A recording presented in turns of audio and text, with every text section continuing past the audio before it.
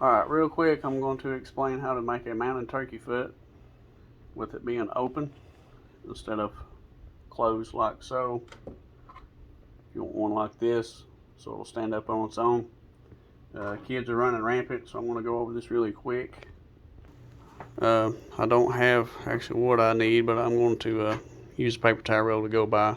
I'm going to just say this turkey foot is on a 2x4 or a 4x4 and stand it up like so. And this paper towel roll would be another board behind it. I just nail them both together so it's like a T-plate, and take a zip tie around the leg portion and across the big toe, so and get them pretty tight so it'll hold it up. If not, it'll be leaned back, so you want it pretty tight. And like I say, just a couple zip ties and it'll turn out like this one.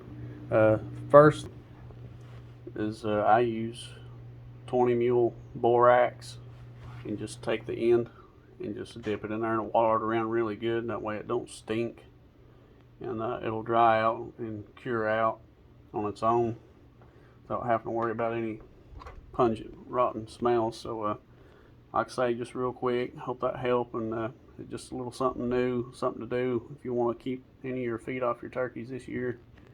Thanks for watching.